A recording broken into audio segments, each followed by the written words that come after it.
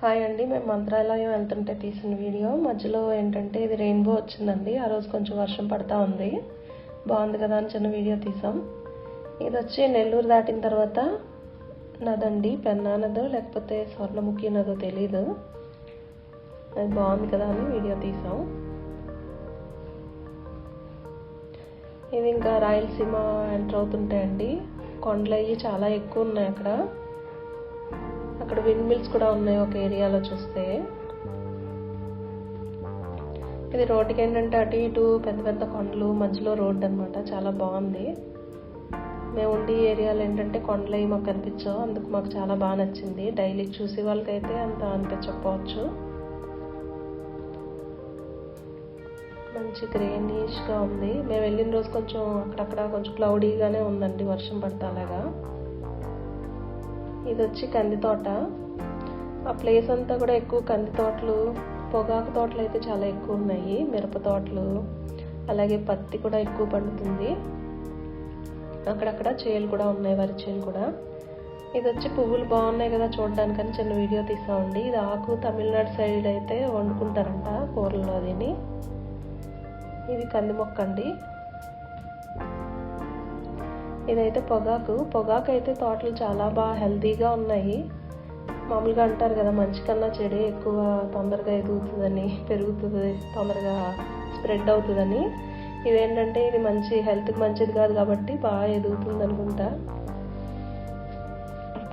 ఇది డ్రాగన్ తోటలో మధ్యలో పొగాకు వేసారండి. ఇది పొగాకే. తర్వాత ఇలాగా తాళ్లతో కట్టేసి ఇలాగా ఆర్నిస్తర్లా ఉంది. షేడ్ నెట్లో పెట్టి తర్వాత కలర్ మారిన తర్వాత మనకు పొగాకు కింద తయారవుతుంది అనుకుంటా అండి. చాలా తోటల పక్కనే ఇలాగ కడతా చేస్తూ ఉన్నారు. కానీ పాపం వాళ్ళకి అదే పండుతుంది కాబట్టి ఏదో ఒకటి కదా, ఖాళీగా ఉంచి కన్నా ఏదో ఒకటి పండించుకోవాలి కదా.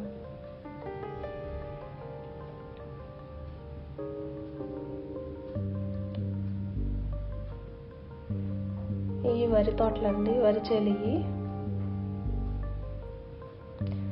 చేలు ఉన్నాయి కానీ కొంచెం తక్కువ ఉన్నాయి. మేము గుడికి రీచ్ అయిపోయామండి. తర్వాత గుడిలో మేము ఇది తుంగభద్ర హారతి, నదికి హారతి ఇస్తూ ఉన్నారు, తుంగ హారతి అని చెప్పి. మేము వెళ్ళిన రోజు పౌర్ణమి రోజు, అందుకు అక్కడ రాఘవేంద్ర స్వామి మఠాధిపతులు ఉంటారు కదండి, వాళ్ళు పూజలు అయ్యి చేసి ఇలాగ హారతి అది ఇస్తూ ఉన్నారు.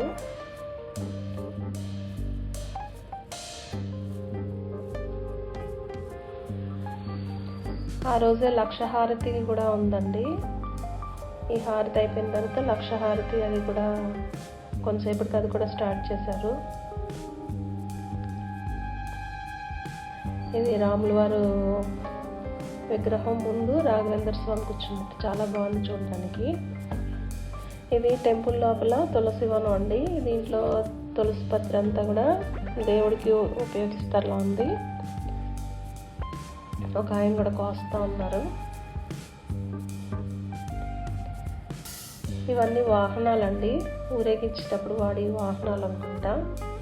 అన్నీ కూడా మెరిసిపోతే చాలా బాగున్నాయి. ఒక గ్లాస్ దాంట్లో పెట్టారు.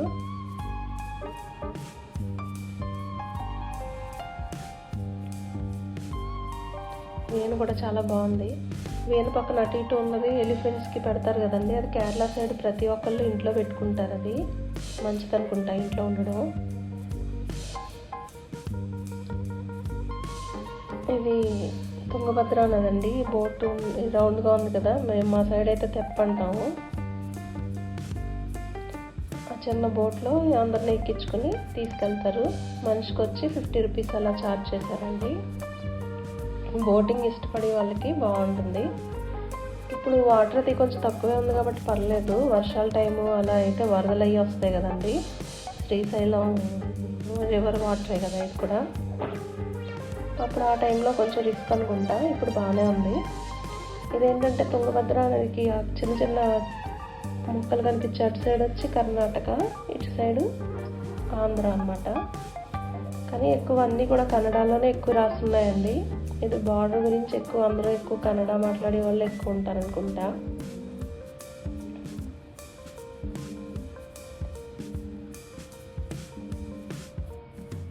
అదిగోండి ఆ మొక్కల కింద కనిపిస్తున్నాయి కదా, అటు సైడ్ అంతా కర్ణాటక.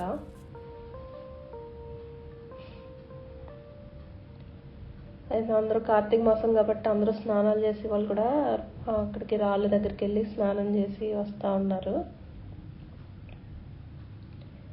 ఇది దీపాలు వదలడానికి కూడా బాగుంటుందండి, నదిలో వదిలి, కార్తీక మాసం కాబట్టి.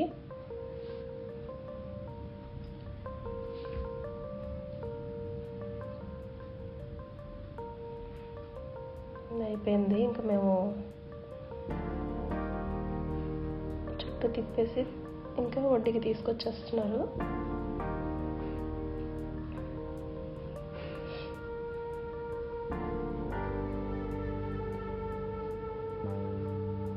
ఇంకా అయిపోయిందండి, ఇంకా తిరిగి మేము బయలుదేరాం.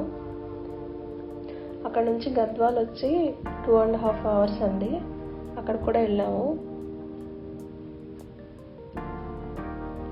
అదే మనకి ఉప్పాడ అది ఎలా ఉంటుందో అలాగే గద్వాల్ చీరలు అవి నేస్తారు. ఇది మధ్యలో బ్రిడ్జ్ అదేనండి.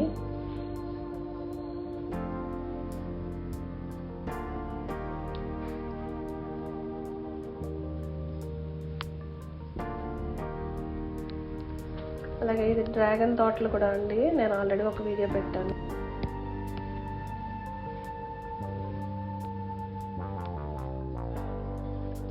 ఈ మధ్యలో కోతులు అవి కనిపిస్తూ ఉన్నాయండి, అవి మేము చిన్న వీడియో తీసాము. వాటికి కొన్ని బిస్కెట్స్ అవి పెడతా, అన్నిటికీ ఇవ్వడం అవ్వలేదు కానీ కొన్ని వరకు ఇచ్చాము. కోతులు అయితే చాలా ఉన్నాయి.